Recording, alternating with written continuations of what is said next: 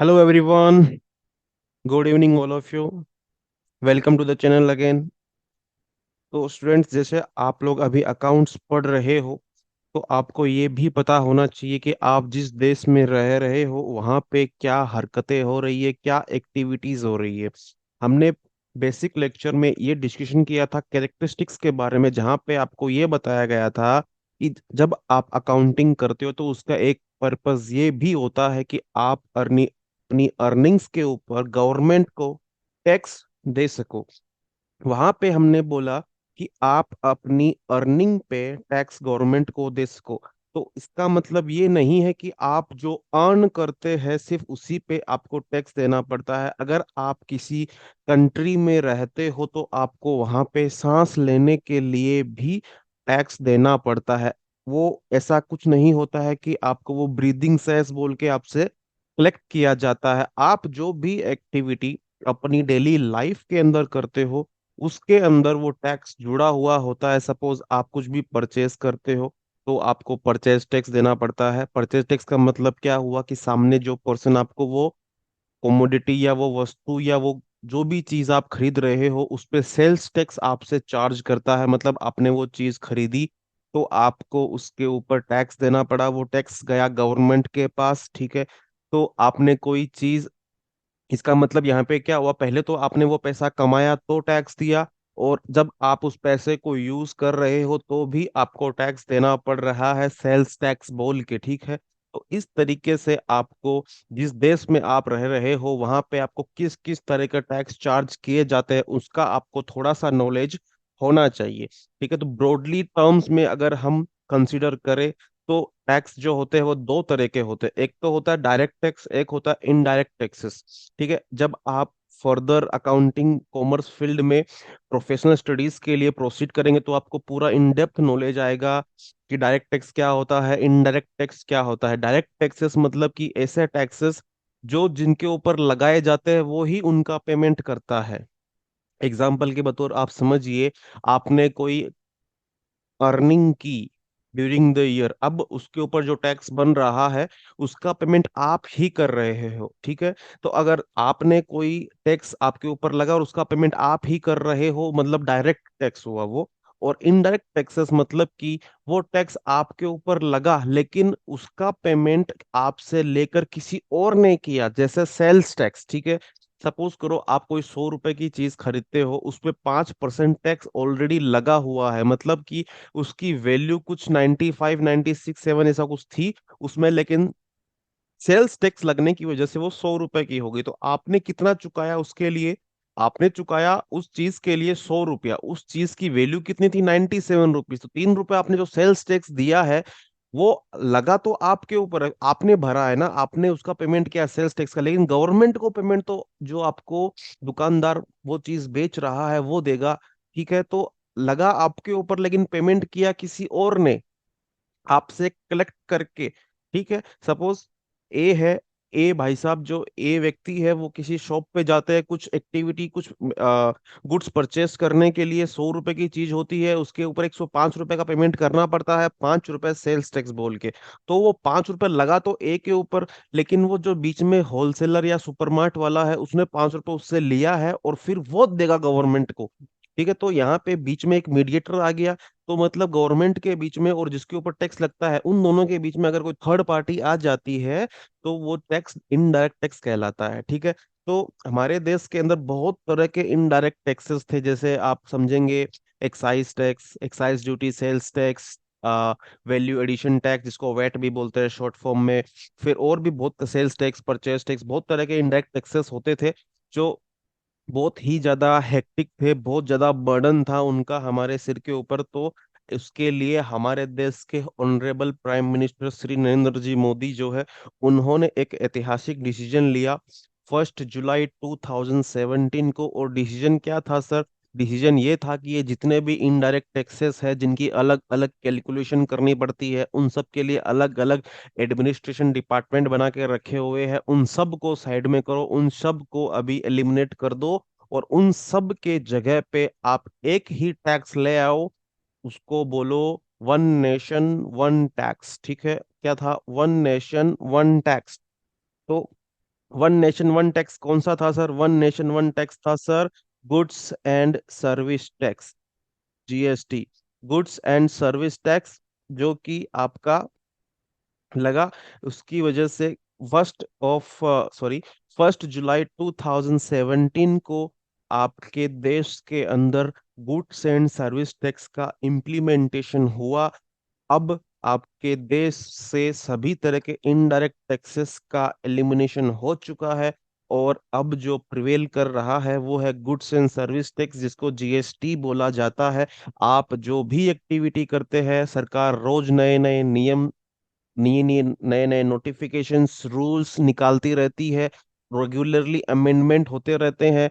आप जो भी एक्टिविटी करते हैं उन सब के ऊपर जीएसटी लगता है। अगर आप मूवीज देखने जाते हो वहां पे भी जीएसटी लगता है, आप कहीं डिनर करने जाते हो आपका जीएसटी लगता है, आप किसी अम्यूजमेंट पार्क में विजिट करते हो आपका जीएसटी लगता है। सर, आप कोई भी एक्टिविटी करो, सरकार ने आपको किसी भी तरीके से नहीं बख्शा है, आप जो भी करो आपको जीएसटी तो पे करना ही पड़ेगा।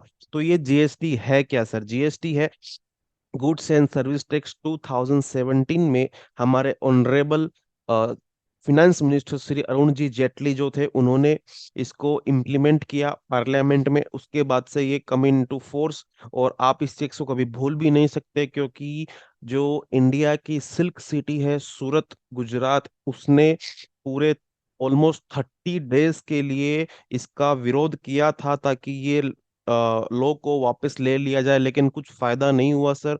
आपको वो टैक्स देखना झेलना ही पड़ रहा है।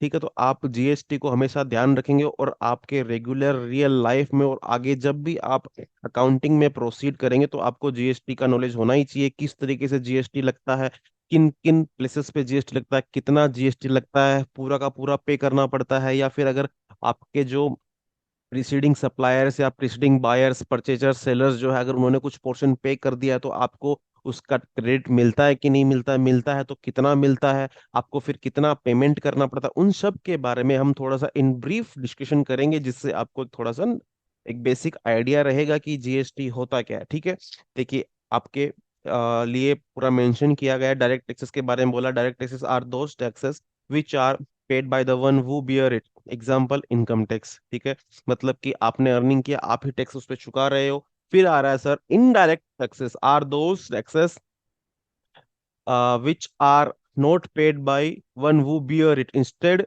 paid by someone else। For example sales tax, VAT. देखो यहाँ पे पेड बाय समवन एल्स हुआ, मतलब कि बेर किया किसी कस्टमर ने, टैक्स मिलना था गवर्नमेंट को।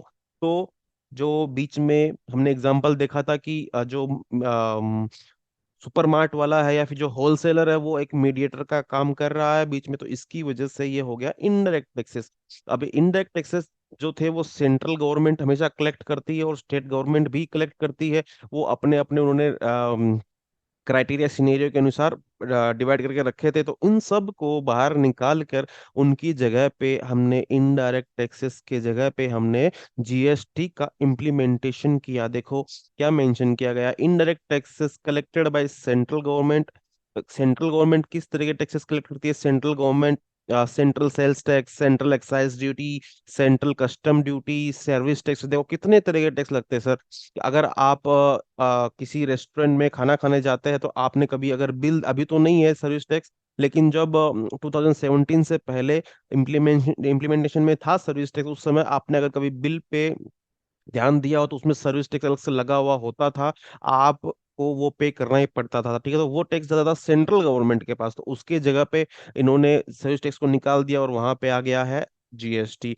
अभी जो स्टेट गवर्नमेंट कलेक्ट करती है उसके बारे में बता के रखा है कि value added tax, purchase tax, sales tax, entertainment tax, ये सब जो है वो स्टेट गवर्नमेंट कलेक्ट करती है।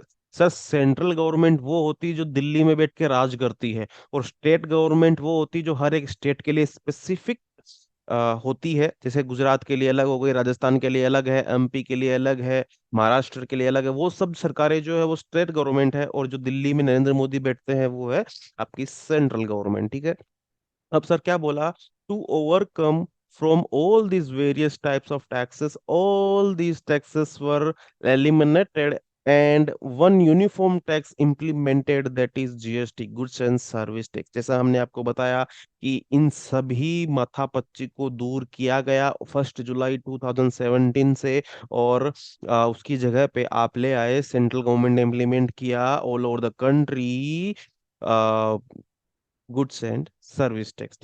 अब सर ये समझिए कि गुड्स एंड सर्विस टैक्स किस किस चीजों पे लगेगा। तो सर जीएसटी टैक्स को कि इन्होंने कहीं कोई लिमिट, कोई दायरा डिसाइड नहीं किया गया है। टैक्स में आजकल गवर्नमेंट कैसी लैंग्वेज का इस्तेमाल करने लग गई है, क्या बोलती है, सब कुछ इंक्लूडेड है सिर्फ इनको छोड़ के। मतलब दुनिया में कितनी पहले क्या बोलते थे, सिर्फ इन सब चीजों को इंक्लूड किया जाता है। इसका मतलब क्या था, हम तो इंडियन है, हम तो ज्यादा डेढ़ होशियार आदमी सारे के सारे, हमको तो रास्ते निकालने आते।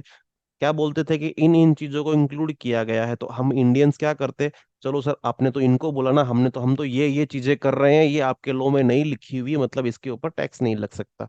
फिर क्या हुआ, गवर्नमेंट ने थोड़ा सा दिमाग लगाया, गवर्नमेंट ने पासे पलट दी, उन्होंने क्या बोला, सब कुछ इंक्लूड होगा इस टैक्स के अंदर सिवाय इन चीजों के। मतलब अब यहाँ पे गवर्नमेंट ने सब कुछ इंक्लूड कर दिया, आप जो सोचो सोच सकते हो वो टैक्स में आएगा। सिर्फ जो गवर्नमेंट बोल रही है वो चीजें टैक्स में नहीं आएगी। तो सर जो गवर्नमेंट ने बोल दिया सिर्फ आप वही कर सकते हो, तो उस पर आपको टैक्स नहीं देना पड़ेगा। उनके अलावा अगर आप कुछ भी करने जाओगे तो आपको टैक्स देना पड़ेगा। आप इसको इस तरीके से समझे, जैसे ये एक छोटी सी दुनिया है, ठीक है। अब यहाँ पे नरेंद्र मोदी जी ने जीएसटी लगाया सर, तो बात उठी कि जीएसटी इस दुनिया के कौन से हिस्से पे लगाना चाहिए।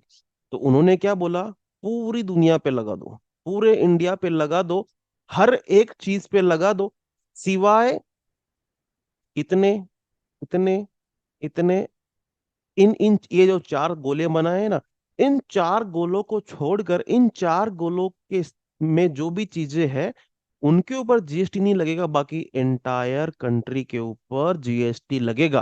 तो सर अब आपको जो सोचना है सोच लीजिए अपने दिमाग के अनुसार, आपको जीएसटी देना ही पड़ेगा। अगर आप इन चारों के अंदर सोचते हैं तो सरकार ने खुद ही बोल दिया है कि आपको टैक्स नहीं देना है, तो कोई उनको मतलब ही नहीं है, तो सब कुछ पे जीएसटी लगेगा। आप चाहे गुड्स बेचते हो, आप किसी गुड्स की ट्रेडिंग करते हो, या फिर आप कोई प्रोफेशनल सर्विस प्रोवाइड करते हो, आपको service tax, sorry goods and service tax तो पे करना ही पड़ेगा, ठीक है। अब आपको आ रहे हैं कि जीएसटी के स्पेशल फीचर्स कौन से हो सकते हैं, ठीक है।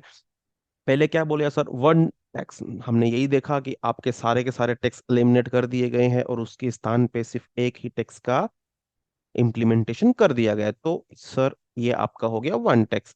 नेक्स्ट क्या है sir, tax collection on supplies. आप कुछ भी सप्लाई करो, आपने कुछ भी प्रोवाइड किया, चाहे गुड्स प्रोवाइड किए चाहे सर्विसेज प्रोवाइड की, आपने जो भी किया एक्टिविटी अपने बिजनेस के अंदर, आपका टैक्स तो बनेगा, आपको टैक्स तो पे करना पड़ेगा सर, ठीक है। अब क्या होगा, नेक्स्ट है जीएसटी काउंसिल। अब इतना बड़ा जीएसटी बनाया है और 160 करोड़ की पॉपुलेशन, तो उसके लिए सरकार ने जीएसटी काउंसिल बना दिया, जो रेगुलरली वॉच रखता है पूरी एक्टिविटीज के ऊपर। एंटायर कंट्री में जो भी डिसीजन लेने होते हैं वो काउंसिल लेती है, ठीक है। और वो काउंसिल सब कुछ देखती है, सब कुछ रेगुलेट करती है कि सब चीजें बराबर हो रही है ना, कुछ अमेंड करने की जरूरत है, या फिर कुछ गलत अमेंड हो गया तो उसको सुधारने की जरूरत है, वो सब चीजें जीएसटी काउंसिल के अंदर आती है। एक तरीके से एक बॉडी बना दी है, एक आप कंपनी ऐसा समझो कि एक बॉडी ऑफ इंडिविजुअल बना दिया है जो सारा का सारा काम इसका देखता है। और जो हमारे देश के फिनेंस मिनिस्टर होते हैं वो इस बॉडी के चेयरमैन होते हैं सर, ठीक है। Finance minister of the centre works as a chairman of this council, मतलब कि सभी डिसीजन जो भी लेने होते हैं ये इस पर्सन को लेने होते हैं, हमारे फाइनेंस मिनिस्टर को सर। अभी जीएसटी रेट, अब सर आपसे टैक्स लिया जाएगा तो कितने परसेंटेज के ऊपर लिया जाएगा, कुछ परसेंटेज तो होना चाहिए। तो वो जो जीएसटी रेट्स होती है, वो परसेंटेज जिनको बोलते हैं, वो जीएसटी काउंसिल के द्वारा ही डिसाइड की जाती है। यहाँ पे ये जो जीएसटी काउंसिल आपने अभी पढ़ा, ये जीएसटी काउंसिल का काम ही है पूरा रेगुलेट करना। वो जीएसटी की रेट जो होती है वो आपकी डिसाइड करती है sir. Import and GST, imports of goods and services are treated as just a second.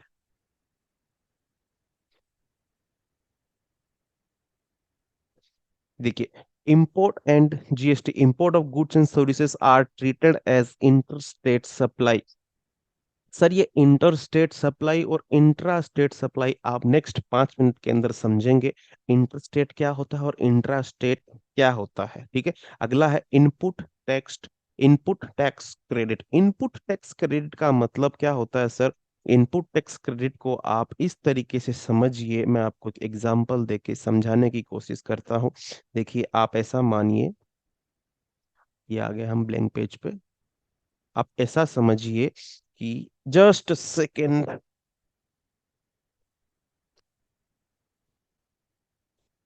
हमने क्या बोला, आपका गाड़ी आपको पे करना ही पड़ेगा। आपको हर जगह जीएसटी पे करना ही है, ठीक है। सपोज कीजिए सर, आप एक ट्रेडिंग एक्टिविटी करते हैं, आप गुड्स परचेज करते हैं, उनके ऊपर एक्स्ट्रा एक्टिविटी करवाते हैं या फिर कुछ भी करवाते हैं, और आप उसको बाद में सेल आउट कर देते हैं, ठीक है सर। तो ऐसी सिचुएशन में क्या होगा? ऐसी सिचुएशन में क्या होगा, सपोज आपने परचेज किया है 1000 रुपीज का, ठीक है सर, और आपने उसके ऊपर जीएसटी जो है वो 5% पे की है। मतलब आपने कितना रुपए पे किया सर? आपने रुपए पे किए हैं 50 रुपए, जीएसटी के आपने 50 रुपए पे कर दिए। जब आप उसको सेल करने जा रहे हो, उस टाइम पे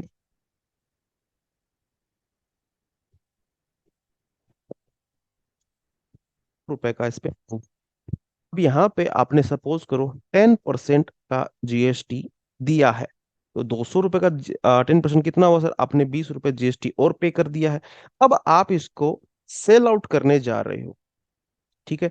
सेल आउट सपोज करो आपने 2000 रुपए में पे सेल आउट किया। अब जब आप सेल आउट करते हो, तो सपोज आपको 5% जीएसटी जो है वो चार्ज करना होता है। यहाँ पे जब आप परचेज किए तो जीएसटी आपके ऊपर लगा। मतलब जो आपको जिसने माल बेचा, मतलब जो सप्लायर था, उसने जीएसटी आपसे चार्ज करके उसने लिया और सरकार को आगे दे दिया। मतलब इन 1000 रुपए के ऊपर 5% जीएसटी सरकार के पास ऑलरेडी पहुंच चुका है। ये 200 रुपए का जो जो वक आपने करवाया है, इसके ऊपर जो 10% जीएसटी था, जितना बनता था, वो भी गवर्नमेंट के पास ऑलरेडी, जस्ट सेकेंड,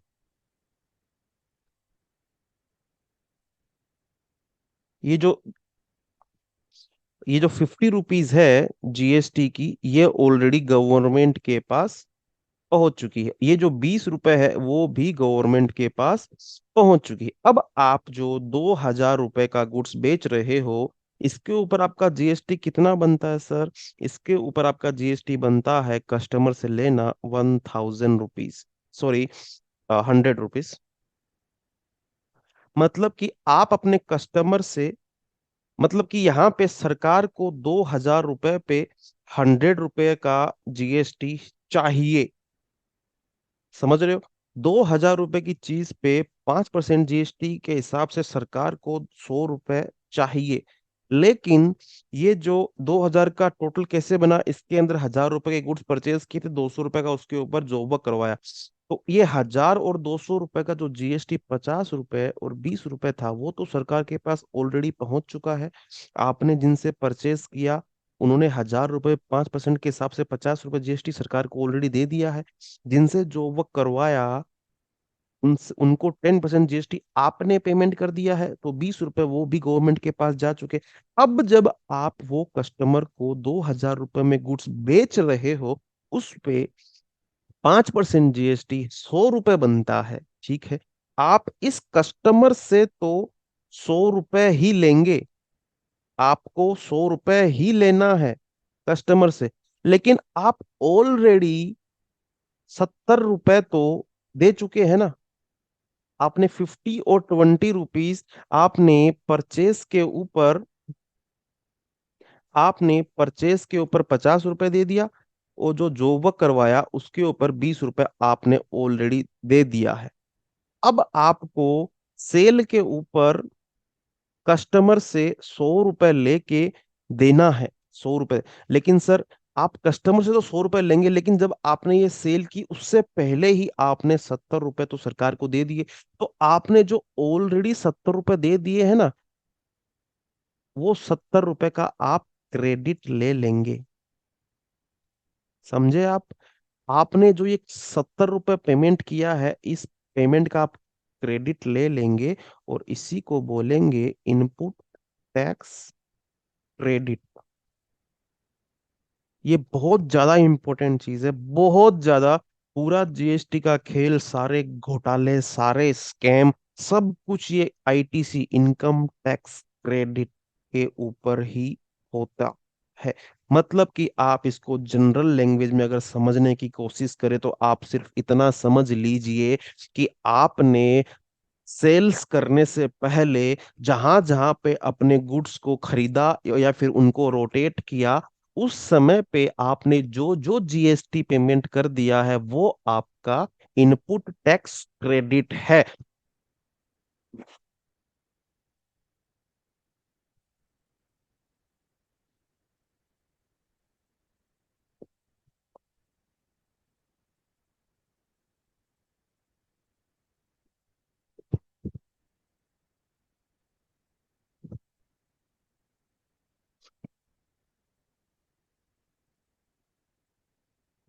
आपने फाइनल सेल करने से पहले ही जो जो आपने जीएसटी का पेमेंट कर दिया है, उसको आप बोलोगे इनपुट टैक्स क्रेडिट। इस चीज को आप सर 2-3 बार अगर नहीं समझ में आया, तो आप कमेंट बॉक्स में जरूर लिखना, मैं आपको वापस से और एग्जांपल दे दे के समझाऊंगा। आपको ये चीज बहुत ज्यादा जरूरी है, आपको ये चीज समझ आ जानी ही चाहिए कि इनपुट टैक्स क्रेडिट क्या होता है, वरना आपको बहुत बड़ी प्रॉब्लम होगी, आप बिल्कुल नहीं समझ पाएंगे जीएसटी को। ठीक है, अब नेक्स्ट आ रहा है सर, टैक्स डिस्ट्रीब्यूशन।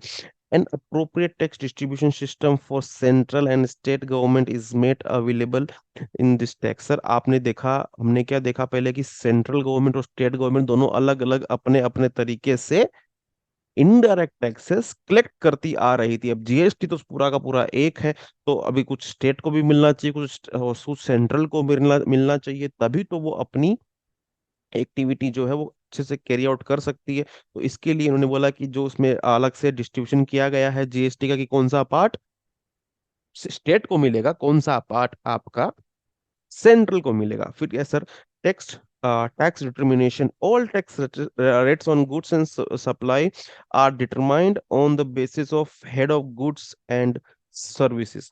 सर इसका मतलब क्या हुआ, कि आपका जो जीएसटी के रेट्स लगते हैं ना, वो रेट को डिसाइड करने के लिए उन गुड्स की कैसी नीड होती है, वो बेसिक नेसेसिटी में आते हैं या फिर वो लग्जरी के हिसाब से होते, उस हिसाब से जीएसटी उन गुड्स के ऊपर लगाया जाता है। ठीक है सर, आगे है pre determined tax rate structure for applicable tax rates, pre determined tax structure is made available. ये सर आपको इतना कुछ ज्यादा देखने की जरूरत नहीं है, ये बेसिक है। आप थोड़ा सा इसको लर्न करना पड़ेगा आपको। आपने हमने देखा कि 5 जीएसटी टैक्स बना के रखे हैं, हमें यूनिफॉर्मिटी मतलब इंटायर कंट्री के लिए एक तरह का टैक्स ही लगाया गया है। ठीक है सर, आगे क्या आ रहा है, देखो अब आपको आ रहा है सप्लाई ऑफ गुड्स और सर्विस। हमने जो ऊपर चीज देखी import and goods and services, हम मैंने आपको बताया था कि आप नेक्स्ट 5 मिनट के अंदर एक चीज समझेंगे। देखिए, आप एक बिजनेस करते हैं, बिजनेस की कोई भी लिमिट नहीं होती। आप जो चीज बेचते हो, जो चीज सेल आउट करते हो, या फिर जो सर्विस आप प्रोवाइड करते हो, उसकी नीड किसी भी इंसान को दुनिया में हो सकती है। जैसे मैं सूरत में बैठा हूँ, आपको लेक्चर प्रोवाइड कर रहा हूँ सर, तो हो सकता है जो मेरे स्टूडेंट हैं, दे बिलोंग टू सूरत, या फिर दे बिलोंग टू वडोदरा, या फिर दे बिलोंग टू अहमदाबाद, ये, या फिर दे बिलोंग टू मुंबई, या फिर राजस्थान, या फिर यूपी, या फिर बिहार। मतलब कहीं से भी हो सकते हैं ना, क्योंकि जरूरी तो नहीं सिर्फ जो गुजरात वाले हैं वो ही 12th की स्टडीज कर रहे हैं। हो सकता है कोई ऐसा बंदा जो राजस्थान में बैठा हो और उसे लेक्चर की जरूरत हो, उन्होंने मेरा यूट्यूब चैनल को सब्सक्राइब किया, लाइक किया चैनल, और वीडियो देखनी शुरू कर दी, तो मेरा जो कस्टमर है वो राजस्थान का बन गया। मतलब कि मैं सूरत में बैठा हूँ, मतलब सूरत कहाँ आया, गुजरात के अंदर। और सब जो मेरा जो स्टूडेंट है जिससे मैं कुछ भी फीस सपोज करो मैं चार्ज करता हूँ, वो बैठा है राजस्थान के अंदर। तो जो जो सेलर है वो गुजरात का हो गया, और जो बायर है वो जो परचेजर है वो राजस्थान का हो गया। तो यहाँ पे दो स्टेट का मिलन हुआ ना सर। जहाँ पे दो अलग अलग स्टेट होते हैं उसको इंटर स्टेट सप्लाई बोला जाता है। ठीक है, दो तरीके की सप्लाई होती है, supply with in the state और सप्लाई आउट ऑफ स्टेट। ठीक है, सप्लाई मतलब कि मेरे जो स्टूडेंट है विद इन गुजरात, क्योंकि मैं सूरत हूँ, सूरत से गुजरात, सूरत गुजरात में आता है, तो मेरे जो स्टूडेंट है या तो विद इन गुजरात होंगे या फिर आउटसाइड ऑफ गुजरात होंगे सर, आउटसाइड गुजरात होंगे। तो दो ही सिनेरियो हो सकते हैं, या तो जहां पे मैं हूँ उसी स्टेट के अंदर मेरे कस्टमर है, या फिर उसी स्टेट के बाहर है। अगर स्टेट के बाहर है तो उसे बोलेंगे इंटर स्टेट सप्लाई, और विद इन द स्टेट ही है तो उसे बोलेंगे इंट्रा स्टेट सप्लाई। मतलब कि मेरे स्टूडेंट अगर वडोदरा से, राजकोट से, अहमदाबाद से, भरूच से, मतलब कि जो सिटीज गुजरात के अंदर आती है वहां से मेरे अगर कस्टमर्स बिलोंग करते हैं तो उसको बोलते हैं इंट्रा स्टेट सप्लाई। समझ रहे हो सर? इंट्रा स्टेट सप्लाई मतलब कि with in the state, inter state supply मतलब कि दो स्टेट्स के बीच में कुछ एक्टिविटी हो रही है, उसे इंटर स्टेट सप्लाई बोलते हैं। सर अब ये जानना क्यों जरूरी था? सर आपने तीन चीज सुनी होगी जीएसटी के अंदर। तीन चीज सर कौन सी होती है सर? मतलब जीएसटी को कलेक्ट करने के तीन तरीके बना के रखे हैं। पहला आता है आईजीएसटी, फुल फॉर्म आपको बताऊंगा मैं। फिर आता है सीजीएसटी, फिर आता है एसजीएसटी। ठीक है, आईजीएसटी का मतलब क्या हुआ? Integrated goods and service tax. CGST का मतलब हुआ central goods and service tax. And SGST का मतलब हुआ state goods and service tax. Guys I know video थोड़ा सा लेंदी बन जा रहा है, मेरे सभी लेक्चर्स थोड़े से लेंदी हो रहे हैं, लेकिन मेरा मेन पर्पस आपको पूरा इन डेप्थ एक्सप्लेनेशन देना, पूरा आपको समझाना होता है। इसके लिए मैं टाइम की चिंता नहीं करता हूँ, मेरा मेन मकसद एक ही है कि आपको पूरा का पूरा सर समझ में आए। ठीक है, अगर आपको समझ में आ गया तो फिर आप और मैं दोनों गंगा जी नहा लेंगे सर। ठीक है, इसके लिए थोड़े से वीडियो लेंदी बन रहे हैं। ठीक है, देखिए आगे क्या बोल रहे हैं। अगर आप अपनी ही स्टेट के अंदर सप्लाई करते हो, मतलब कि जो परचेसर है और सेलर है दोनों एक ही स्टेट में। देखिए आप, हमने क्या डिस्कस किया सर? एक तो था इंटर स्टेट सप्लाई, दूसरा था इंट्रा स्टेट सप्लाई। जब आपके बायर एंड सेलर अलग अलग स्टेट में होते हैं तो आपको आईजीएसटी लगता है। मतलब कि अगर आपके दो स्टेट इन्वॉल्व हो गए कहीं पे तो आपको सिर्फ एक ही टैक्स देना है सर। दो दो स्टेट इन्वॉल्व हुए मतलब आपको सिर्फ एक टैक्स देना है। अगर आपका एक ही स्टेट इन्वॉल्व है, मतलब कि आप with in the state he sell out कर रहे हो, तो फिर आपके दो तरह के टैक्स आ जाएंगे। पहला आएगा central goods and service tax, दूसरा आएगा state goods and service tax. आप इसको इस तरीके से याद कर रख सकते हो कि यार ऑलरेडी दो स्टेट इन्वॉल्व हो चुके हैं तो कम से कम थोड़ा भेजामारी तो कम हो, चलो एक ही टैक्स देंगे। और इसको आप इस तरीके से याद कर सकते हो कि यार अरे यार एक ही स्टेट इन्वॉल्व है, मतलब थोड़ा सा बेजमारी बढ़ेगा, मतलब दो जनों का टैक्स आपके सामने आएगा। आप इसको इस तरीके से याद रख सकते हो सर। ठीक है, तो आपका अगर एक ही स्टेट इन्वॉल्व है तो आपको आईजीएसटी का पेमेंट करना होगा, और अगर आपके दो स्टेट इन्वॉल्व है तो आपको एक ही टैक्स इन पे करना होगा। और अगर एक ही स्टेट इन्वॉल्व है तो फिर आपको दो टैक्स पे करने होंगे। ठीक है सर, चलो अभी आप एक एग्जाम्पल देखेंगे सर कि किस तरीके से आपका जो है कैलकुलेशन किया जाता है। देखिए, ए है, ए है जो अहमदाबाद से में रहते हैं, ठीक है। सोल्ड कुछ किया उन्होंने 10,000 रुपीज का। किसको किया? बी को किया। बी जो है वो रहते हैं सर मुंबई में, ठीक है सर। अब अहमदाबाद है आपका गुजरात के अंदर सर, और जो आपका मुंबई है वो है सर आपका महाराष्ट्र के अंदर, ठीक है। तो आपके दो स्टेट इन्वॉल्व हो गए ना सर, गुजरात और आपका दूसरा हो गया महाराष्ट्र, ठीक है। दूसरा हो गया महाराष्ट्र। तो हमने क्या देखा था कि, और यहाँ पे आप सोच अज्यूम कर लीजिए कि जीएसटी की जो रेट है वो 5% है। तो हमने क्या देखा था कि अगर आपके दो स्टेट इन्वॉल्व हो जाते हैं तो फिर आपको एक ही टैक्स देना पड़ता है, वो देना होता है आईजीएसटी। तो आप इसमें क्या देंगे सर टैक्स? 10,000 रुपए के गुड्स है इंटू 5% सर, तो आपका जीएसटी अमाउंट हुआ 500 जो होगा आईजीएसटी। मतलब आपको यहाँ पे 500 रुपीज जो है वो जीएसटी के पेमेंट करने पड़ेंगे। और आप पेमेंट किस तरीके से करेंगे सर? आपको पेमेंट नहीं करना होता है। जो टैक्स का बोझ होता है, इनडायरेक्ट टैक्स का बोझ हमेशा एंड कस्टमर पे पड़ता है। आप ये चीज हमेशा ध्यान रखिए कि जीएसटी का बोझ जो है वो आखिर में जाके जो एंड कस्टमर होता है, वो उस चीज को जो यूज करने वाला इंसान होता है उसी के ऊपर उसका वजन पड़ता है। किस तरीके से पड़ता है? और वो आपको 10,000 रुपए का गुड्स खरीद रहा है, 500 रुपए जीएसटी की दे रहा है। तो जो सप्लायर है, जो बेचने वाला है, उससे वो 10,500 लेने वाला है।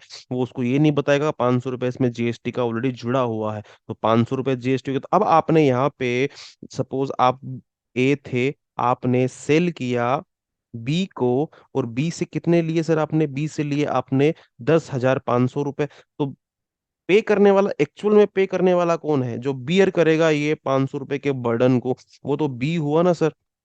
तो बी इसको 500 को पे कर रहा है। वो ए आप जो हो वो बी से लोगे 500 रुपए और गवर्नमेंट को दे दोगे, ठीक है। तो आप गवर्नमेंट को 500 रुपए दोगे, क्या बोल के दोगे? आप गवर्नमेंट को बोल के दोगे कि भैया ये लीजिए सर 500 रुपए आईजीएसटी किए हमने, आ, बी को जो मुंबई में रहते हैं उनको कुछ गुड्स सेल आउट किए थे, उसके ऊपर 500 रुपए जीएसटी बना है, वो आप ले लीजिए सर, ठीक है। सपोज चलो ये दूसरा एग्जाम्पल हम करते हैं। दूसरे एग्जाम्पल में क्या हो रहा है कि जो ए है वो वही अहमदाबाद के हैं, 10,000 रुपए में गुड्स बेचे। लेकिन जो इस बार जो बी है वो वडोदरा शिफ्ट हो गए हैं। वडोदरा में भजिए जो है दाल वड़े बहुत अच्छे मिलते, तो वो बोले हम तो वडोदरा शिफ्ट हो जाएंगे। और वही जीएसटी की जो रेट है वो 5% है। अब यहाँ पे आपके जो बायर है वो भी जीजे में आ गए हैं, जीजे मतलब गुजरात। और जो सेलर है वो भी जीजे में थे ही, ठीक है। तो दोनों जन एक ही स्टेट में आ गए हैं। एक स्टेट मतलब थोड़ा सा बर्डन काम का ज्यादा होगा। कैसे होगा? आपको सीजीएसटी और एसजीएसटी दोनों का पेमेंट करना पड़ेगा। अब ऐसा नहीं होगा सर कि आपका जो रेट ऑफ इंटरेस्ट, जो रेट ऑफ टैक्स था वो 5 का डबल हो जाएगा। नहीं जी नहीं, ऐसा नहीं होता है। वो आपका डिवाइड हो जाता है, ठीक है। तो आपका टोटल टैक्स का अमाउंट जीएसटी का कितना था? वही 10,000 इंटू 5%, वो तो वही आपका 500 है। अब ये आपका 50-50% दो भाग में डिवाइड हो जाएगा। तो सीजीएसटी हो जाएगा 250 और एसजीएसटी हो जाएगा 250, ठीक है सर। इस तरीके से आपका कैलकुलेशन जीएसटी के अंदर होता है, ठीक है। जीएसटी और एसजीएसटी और सीजीएसटी ऐसे 500-500 आपके डिवाइड हो जाएंगे सर, ठीक है। तो देखिए आपके बुक में किस तरीके से एग्जाम्पल शेयर किया गया है, देखते हैं, हम उसको थोड़ा सा रीड कर लेते हैं। देखिए, supply within own state, ठीक है। Under this category of supply, purchase, sale, supply of goods और सर्विसेज और both are confined to own state. मतलब आपकी जो खुद की स्टेट है वहीं में आपने सप्लाई किया है। In this case of supply two types of taxes are collected. मैंने बोला था अगर आपका एक ही स्टेट इन्वॉल्व है तो आपका थोड़ा सा हेडेक है वो बढ़ जाएगा। कैसे बढ़ा? आपके पास दो टैक्स की कैलकुलेशन करने के लिए आ गया, central government and service tax, मतलब वही जो हमने डिस्कस किया सीजीएसटी, और स्टेट गवर्नमेंट ये आ गया आपका SGST। ठीक है। अब इन्होंने एग्जाम्पल दिया, देखिए क्या किया है। 10,000 रुपए के गुड्स सोल्ड किए by trader of Ahmedabad to the trader of Rajkot. Rajkot भी गुजरात में ही आता है। ठीक है। तो GST रेट जो भी रहा होगा वो ठीक है 12% है, यहाँ पे दिया हुआ है। Here GST will be levied and collected on 10,000 12%। 1,200 रुपए का आपका GST हो गया। रेट ऑफ इंटरेस्ट गाइज 0% से लेकर 28% तक का क्राइटेरिया है। अलग अलग गुड्स के ऊपर अलग अलग टैक्स लगता है, तो वो आपको क्वेश्चन में हमेशा दिया गया होगा कि आपको कितना परसेंट टैक्स चार्ज करना है। तो उसके लिए आपको रट्टा मारने की जरूरत नहीं है, आपको सिर्फ समझना है कि कैसे कैलकुलेशन होता है। ठीक है। यहाँ पे आपका 12% टैक्स है, तो 1,200 रुपये आपका टैक्स का हुआ सर। अब आपको दो भाग में इसको डिवाइड करना पड़ेगा। वो कैसे करोगे? 50% will be considered under CGST and 50% will be considered under SGST। ठीक है। ये आपका हुआ जब आप एक ही स्टेट में सप्लाई करते हो। अगला आ रहा है सप्लाई आउट साइड स्टेट। आपने सप्लाई किया अपनी स्टेट के बाहर। आप अहमदाबाद से हो, अपने महाराष्ट्र कर दिया, राजस्थान कर दिया, MP बिहार UP जहां भी आप करना चाहो वहां करते हो, तो आपको किस तरीके से कैलकुलेशन किया जाता है? In this case only one type of GST is levied and collected. मतलब कि यहाँ पे आप एक बाहर वाली स्टेट में सप्लाई कर रहे हो, मतलब तो एक तो आपका स्टेट हो गया, दूसरा स्टेट हो गया सब बायर का।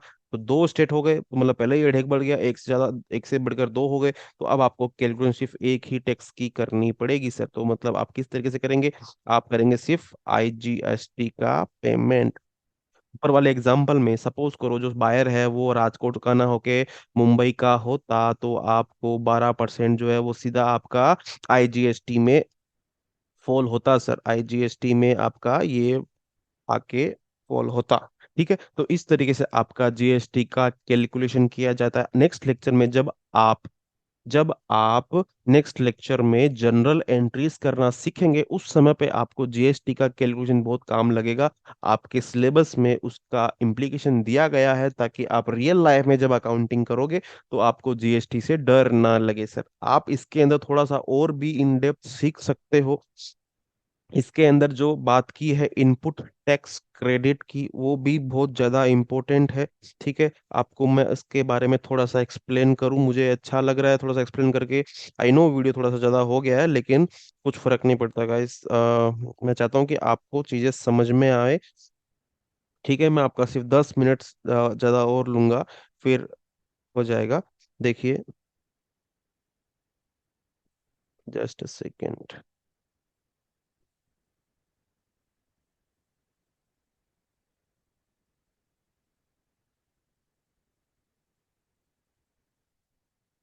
देखो, मैं आपको इनपुट टैक्स क्रेडिट थोड़ा सा एक्सप्लेन करना चाहता हूँ। वो आपको बहुत ज्यादा काम लगेगा, तो आप उसको सिर्फ थोड़ा सा समझ लीजिए कि इनपुट टैक्स क्रेडिट जो है वो किस तरीके से काम करता है सर। देखिए, आपने सपोज करो कि आपको कुछ गुड्स सेल आउट करने थे। सपोज करो आप साड़ी का व्यापार करते हो। ठीक है। आपने जो कच्चा माल होता है, जो प्लेन कपड़ा होता है, वो खरीदा।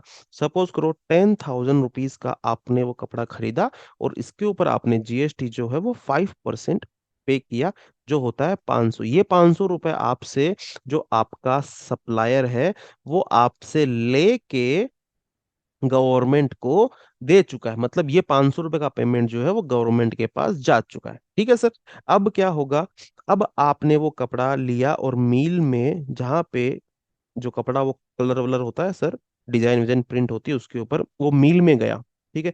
वो 10,000 रुपए के ऊपर आपने सपोज करो 8,000 रुपए का जो है काम करवाया। ठीक है। उसके ऊपर वापस से 5% GST जो होता है, ये मील वाले ने आपसे लिया। 8,000 के ऊपर 5% GST होता है 400 रुपये। ठीक है। तो मतलब ये 400 रुपये भी आपने मील वाले को दे दिए, और उसने सर गवर्नमेंट को चुका दिए। गवर्नमेंट को अभी तक कितना मिल चुका है? 400 रुपये और 500, मतलब गवर्नमेंट को 900 रुपये टोटल मिल चुके हैं। तो वो कपड़ा आपके पास आया और आपने उसके ऊपर कुछ और भी एडिशनल वर्क करवा लिया। सपोज करो आपने उसके ऊपर 10,000 रुपए का एडिशनल वर्क करवा लिया, और वो करवाया 12% के हिसाब से। ठीक है। तो 1,200 रुपए का पेमेंट आपने किसको किया? उस इंसान को किया जो जिसने आपको जॉब वर्क करके दिया सर। जो जॉब वर्कर था, आपने उसको 1,200 रुपए का पेमेंट कर दिया, और उस इंसान ने उसका पेमेंट किया गवर्नमेंट को। तो गवर्नमेंट को कितना मिल गया सर? 500 पहले मिला, 400 बाद में मिला, 900 और 1200 रुपये और मिल गया। गवर्नमेंट को अभी तक टोटल कितना मिल चुका है सर? गवर्नमेंट को मिल चुका है 2100। मैंने आपको क्या बोला कि आपने गुड्स, अपने गुड्स जो परचेज किए थे सेल आउट करने के लिए, वो सेल करने से पहले आपने जितना जीएसटी का पेमेंट कर दिया है, वो आपका होता है इनपुट टैक्स क्रेडिट। हमने यही बोला था ना सर। मैंने क्या कहा था आपको? आप जो गुड्स सेल आउट करते हो, वो सेल करने से पहले आपने जितना भी जीएसटी का पेमेंट कर दिया है, आपने कर दिया, वो आपके लिए हो गया इनपुट टैक्स क्रेडिट। ठीक है सर। अब आपने 10,000 का खरीदा, 8 का उसके ऊपर मिल लाइन करवाया, 18,000 हो गया, और 10,000 रुपए का आपने उस पर करवाया जो 28,000 का हो गया। अब सपोज करो सर, आपने वो गुड्स को सेल आउट करने का सोचा 40,000 रुपए में, ठीक है, और उसके ऊपर सरकार जीएसटी चाहती है 12%। ठीक है सर। 40,000 रुपए गुड्स आपको सेल करने हैं, और 12% जीएसटी आप चार्ज करने वाले हैं अपने कस्टमर से। ठीक है, मतलब जो कस्टमर आपसे खरीदेगा वो आपको 12% जीएसटी अलग से देगा। कितना हुआ सर? 12% जीएसटी हो गया आपका 4800। आपको अपने कस्टमर से 4800 ही मिलना है। ठीक है, आपको कस्टमर से जितना आपकी सेल प्राइस है मल्टीप्लाई बाय जीएसटी रेट, आपको उतना ही मिलना है। अब बारी आएगी यहाँ पे आपको, आप सरकार को, गवर्नमेंट को कितना पे करोगे? कितना गवर्नमेंट को पे करोगे? क्योंकि यहाँ पे आप सप्लायर है, अभी तक तो आप सिर्फ बायर थे और अपने सप्लायर्स को जीएसटी का पेमेंट कर दे रहे थे, और वो सप्लायर्स गवर्नमेंट को पैसा दे दे रहे थे। ठीक है, तो गवर्नमेंट कभी भी एक चीज के ऊपर दो बार टैक्स नहीं ले सकती है, आप ये चीज मान के चलिए। तो ये जो 40,000 रुपए के गुड्स है, इनके ऊपर गवर्नमेंट को ऑलरेडी कितना मिल चुका है? 500 स्टार्टिंग स्टार्टिंग में मिला सर। ठीक है, 400 दो नंबर में मिला, और 1200 3 नंबर में मिला, मतलब टोटल 2100 मिल चुका है ना गवर्नमेंट को। ठीक है, तो आपको अभी कितना और देना पड़ेगा? 2100 आप दे, आपको टोटल 4800 देना था कस्टमर से लेके, लेकिन आपने 2100 तो ऑलरेडी दे दिया है, तो बचा कितना? 2700। आप कस्टमर से लेंगे 4800, उसमें से कस्टमर से लेने से पहले ही आपने 2100 गवर्नमेंट को दे दिया सर, दूसरों के थ्रू, दूसरों के हाथ पहुंचा दिया आपने। तो बाकी का बचा हुआ 2700 जो है वो आप देंगे गवर्नमेंट को, जो कि आपने कस्टमर से कलेक्ट किया है। ठीक है सर। ये जो 2100 आपने लेस किया, ये आपका हो गया इनपुट टैक्स क्रेडिट। ठीक है सर, ये आपका हो गया इनपुट टैक्स क्रेडिट। यहाँ पे जीएसटी रेट क्या है? 12%, 5%, 10%, 18%, इन सब से फर्क नहीं पड़ता है। फर्क पड़ता है कि एक्चुअल अमाउंट गवर्नमेंट को कितना मिल गया, क्योंकि रेट जो होती है वो लगती है कमोडिटी के नेचर के अनुसार। मतलब वो जो गुड्स है जो आपने आप यूज कर रहे हो, उनका नेचर क्या है, उसके अनुसार रेट जीएसटी की डिसाइड होती है। लेकिन अगर उनका फॉर्म चेंज हो जाता है, सपोज पानी है, पानी के ऊपर 2% ही सपोज करो गवर्नमेंट 3% जीएसटी चार्ज करती है, लेकिन अगर उसको जमा दिया फ्रिज के अंदर, तो फिर गवर्नमेंट बोलती है भाई अब तो आपने जमा दिए, अब तो आप आइस क्यूब की तरह यूज करोगे, तो हम थोड़ा सा टैक्स ज्यादा लेंगे। तो आपने 3% पानी पे लिया, लेकिन वो बोल रही है हम तो 12% लेंगे जीएसटी पे, तो उसकी फॉर्म वहां पे चेंज हो गई है। 3% सीधा 12% पे चढ़ गया, सिर्फ उसको फ्रिज करने की वजह से। ठीक है, तो आपने यहाँ पे ये नहीं देखेंगे कि वो पानी तो था, पानी तो था, ये नहीं सर, एक्चुअल फॉर्म उस टाइम पे क्या है जब जीएसटी लग रहा है, उसके हिसाब से उस पर रेट ऑफ टैक्स लगेगा। तो आपको रेट ऑफ टैक्स नहीं देखना, आपको अमाउंट देखना कि कितना अमाउंट आप सेल करने से पहले गवर्नमेंट को किसी और के हाथ भिजवा चुके हो। वो हो गया आपका आईटीसी, इनपुट टैक्स क्रेडिट। आप आईटीसी को अच्छे से समझ लेना सर, आपको बहुत काम लगने वाला है। ठीक है, मैं आपको प्रॉमिस करता हूं कि अगर आपको वापस से भी समझना हो, 5 बार, 10 बार, 100 बार, 100 तरह के एग्जाम्पल के साथ में, आप कमेंट सेक्शन में जरूर मेंशन करना। मैं आपको और भी डिफरेंट डिफरेंट एग्जाम्पल दे दे के समझाऊंगा, लेकिन मुझे जरूरत नहीं लगती है, क्योंकि मुझे लगता है मैंने आपको इतना अच्छे से एक्सप्लेन कर दिया आईटीसी कि आपको वापस से जरूरत नहीं पड़ेगी। आपके सिलेबस में बस इतना ही दिया गया है, थोड़े से कुछ बेनिफिट्स दिए गए हैं जो आप सेल्फ रीडिंग में रीड करेंगे तो आपको समझ में आ जाएगा। और ये कुछ टर्मिनोलॉजी से इसके बारे में हम ऑलरेडी डिस्कस कर चुके हैं, तो आपस से डिस्कस नहीं करेंगे। आप इतना ही ध्यान में रखेंगे तो आपको समझ में बहुत बेहतरीन तरीके से आ जाएगा सर। और मैं उम्मीद करता हूँ आप अच्छे से समझ गए हैं। आपको अगर कुछ डाउट है तो प्लीज कमेंट सेक्शन में जरूर मेंशन कीजिएगा, I would love to solve your doubts. ठीक है गाइस, और अगर आप चैनल पे न्यू है तो please subscribe the channel and like the video, और बाजू में बनी हुई घंटी को भी बजा देना, जिससे आपको फ्यूचर में सभी वीडियोस की नोटिफिकेशंस मिलते रहे। Thank you.